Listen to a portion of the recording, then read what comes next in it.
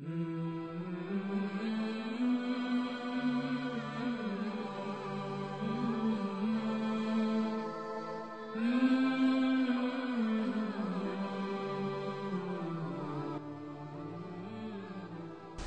000 enfants de moins de 17 ans travaillent au Yémen. Aussi, ces enfants affrontent de nombreux dangers en travaillant dans les rues et au rond-point.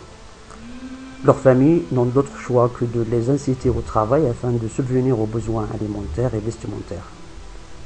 Prenons par exemple le cas de Jamal et son frère. Elles ont été obligées de travailler pour aider leur père à assurer la survie de toute la famille. Après 30 années de travail, Jamal a perdu la vue d'un œil suite à un accident de travail. L'origine de cet accident était l'absence des règles strictes de sécurité au travail et l'expérience insuffisante de l'enfant Jamal.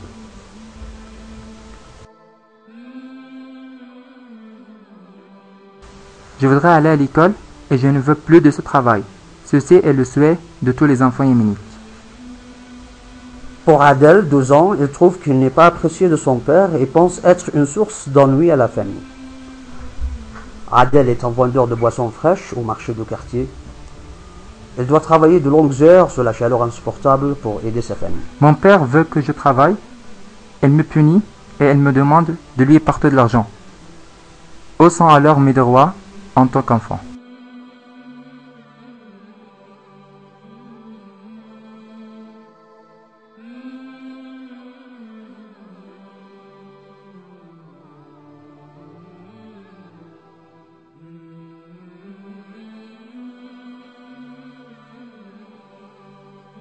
Passons maintenant aux deux filles chez qui nous avons retrouvé la joie de vivre et l'espoir pour l'avenir, mais qui ont perdu leur droit d'aller à l'école et se sont orientées vers la vente des livres et des stylos, pour pouvoir apporter 200 à 300 rials à la famille, le récolte d'une longue journée.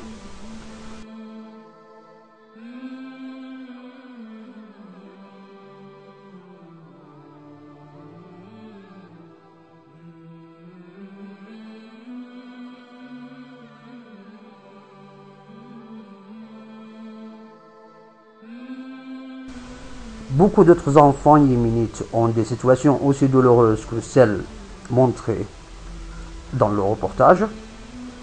Il faut mettre fin à la violation des droits de l'enfant.